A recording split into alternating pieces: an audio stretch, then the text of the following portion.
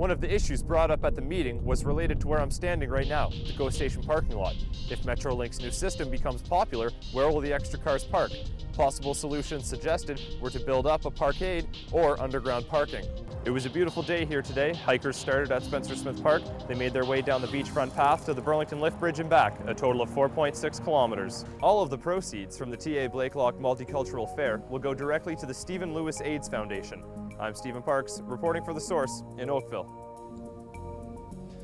Keep your eyes open for the bus that'll be traveling around the Burlington streets for the next couple of weeks. And if you get a chance, make your mark in support of the environment. Reporting from the Burlington Senior Center, I'm Stephen Parks for The Source.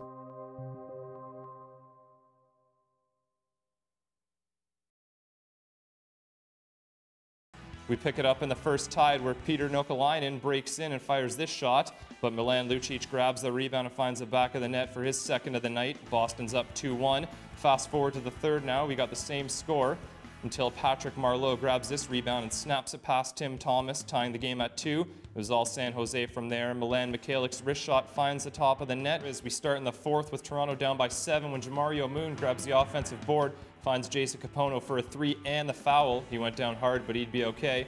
Then it's Moon dumping it into Joey Graham, who gets in the action with a layup and one. He had a team-high 24 points.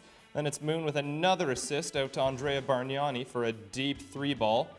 Then it's Jermaine O'Neal. He decides he's going to get on the action, and he keeps this and one train rolling with a fadeaway plus the foul.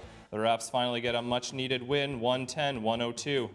The Raptors would love to be able to string together a couple of wins, but they face a tough challenge tonight in Toronto when they host Tim Duncan and the San Antonio Spurs.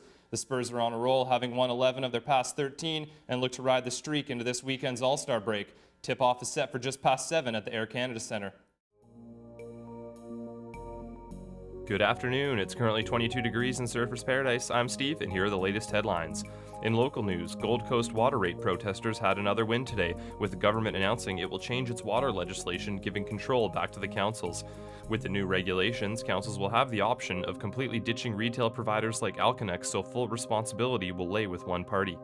In other news, the design for a generic cigarette packaging has been released, preparing Australia to become the first country requiring tobacco products to be sold in plain packages. Smoking currently kills about 15,000 Aussies a year and costs the community $31.5 billion annually, according to the government. And in sport, Gold Coast Olympic gold medalist Ken Wallace is one step closer to the 2012 Games after a win at the men's K1 1,000-meter kayak sprint championships in Adelaide this morning. Wallace cruised to the victory with a healthy margin of 2.67 seconds.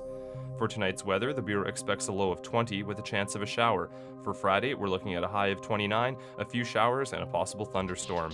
Now it's time for Metro Moments, and world-renowned bounty hunter Dwayne Dog Chapman may have an unusual target to hunt down. His daughter Lissa is behind bars after allegedly harassing her estranged husband. According to police, Lissa was arrested after smashing his window at 3 a.m. Dog bail is set at $400. And finally, an American man has been sentenced to 20 years in prison for killing his roommate and then drinking his blood.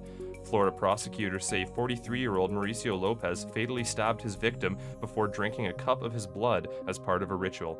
Those are your latest headlines. This is Steve for 105.7 Radio Metro News.